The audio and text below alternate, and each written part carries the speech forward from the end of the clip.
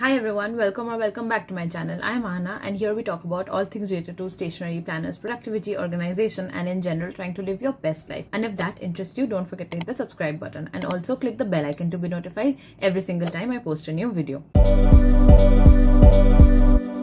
Today I'm going to be talking about a book that's quite different from the ones that I usually read. If you've seen any of my book reviews previously, and I will link a playlist right here, I usually read non-fiction books where I can take like actionable things from the books and kind of apply it to my life. It is Escape to Nowhere by Amar Bhushan. I'd heard about this book quite some time back. A year ago, they had made an announcement, and about a month back, there was a teaser that is released for a movie named Khufiya, which is based on this book. So that's when I finally decided that I have to read this book and kind of form my own impressions about the story before I watch it as a show, and kind of what I'm able to compare the differences and see what they took from it, what they didn't, what they decided to drop, or what they dramatized and things like that. So Amar Bhushan, who's a retired special secretary of the Cabinet Secretariat in 2005, has written this very fascinating novel which is sort of like a spy thriller and is based on the events that happened in 2004, where a senior intelligence officer, Ravinder Singh, addressed as Ravi Mohan in this book, was suspected of being a spy, and how the suspicions were formed, how the inquiry was conducted, how he actually eventually managed to escape. The entire thing has been captivated into this very gripping 300 odd page novel. The most interesting thing about this book is that it has no chapters. It does follow a quick pace, but it has no chapters whatsoever. It follows the events from day 1 to day 96, where day 1 is where Jeevanathan, who's the head of the security division, he is alerted of somebody having a suspicion on this particular officer, and then he starts to mobilize his resources, start an investigation, and actually look into if the suspicions have any basis or not, or it's just somebody's jealous of someone, or they're just unnecessarily trying to distract the agency from something more important. That is how the novel starts, and then it flows on how he managed to get more and more people into confidence, have a full surveillance team set up to monitor Ravi Mohan, track all of his moves, be planted in front of his house, have somebody keep track of things going in and out of his office, the whole thing. And still, despite being under surveillance 24/7, he managed to escape. Ravi Mohan and his wife managed to escape to USA via Nepal, and they were helped by the CIA, whose agent he officially was. And no, this is not a spoiler because this was in the news some 20 years ago. So if you Google anything about this book, this will come up. But yeah, I'm really interested to see how the movie is going to portray this whole thing, and if they're going to change any parts of it. And I don't want to disclose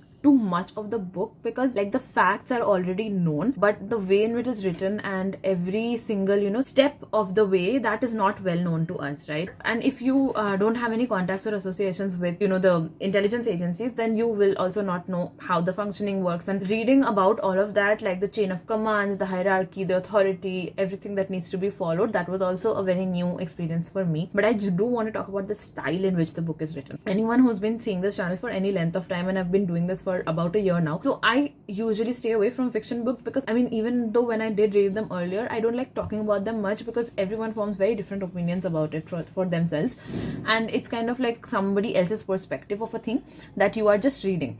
And I feel like for non-fiction books, it's kind of facts that you're reading which you can mold into your own life. But here, my biggest takeaway was that when you think about spy thrillers, my mind automatically goes to James Bond-esque movies, the glitz and the glamour and people being all suave and cool and saying really cool dialogues and just full of style. But that's not the reality, and that's not what they will show you in the big budget movies, right? This is somebody who's actually been in the system and they are telling you about it. So it's a very realistic view, and I like the fact that the author wastes no time in just getting to the point. There is no build up as such. As soon as the book starts, we are introduced to all of the main characters. We get a glimpse into how they function, what they think, and what is important to them. When we start with Jeevanathan, we see that he's the head of security. He has a really high fever, but somebody gives him an anonymous call about the suspicions they have about this particular officer, and he has to go to work. And his wife understands the realities of his job, but it's also obviously she's his wife, so she cares about him a lot. The way that she shows concern is a little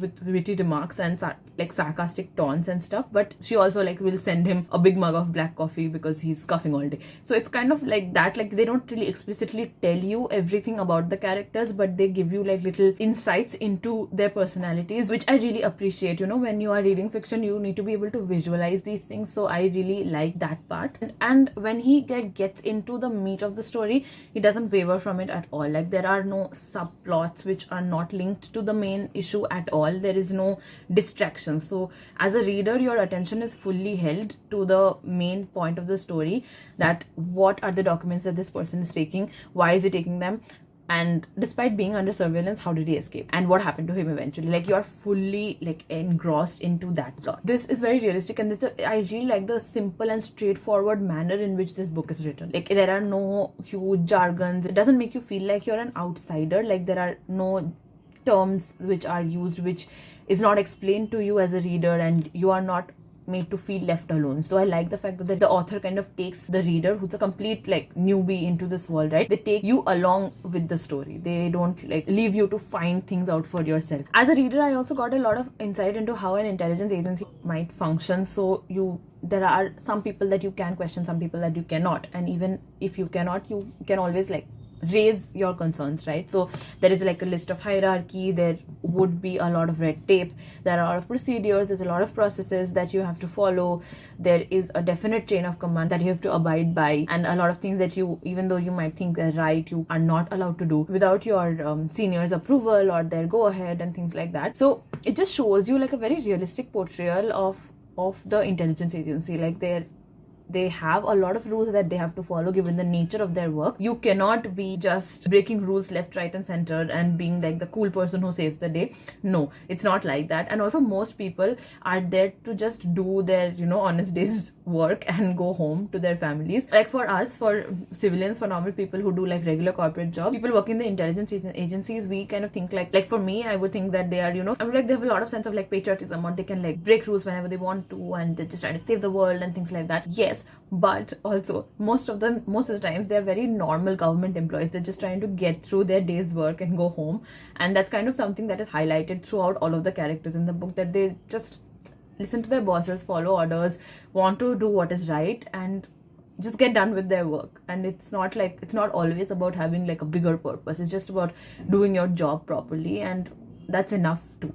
I'm really eagerly waiting for the Khufiya movie to release so I can compare, parts of the book with how the movie is. The trailer is quite intriguing. So there is a part in the trailer which has not been touched upon in the book at all. So I don't know how they're going to spin it, and if you've seen it, comment down below if you know what I'm talking about. And I strongly recommend that you get your hands on this book before you see the movie, because then I think it'll be nice to kind of have like a comparison and understand what actually happened versus what they're going to show us and dramatize. So I think just reading the book would give you a better idea of the actual events. I really enjoyed reading this book. It was fiction, but also not completely fiction.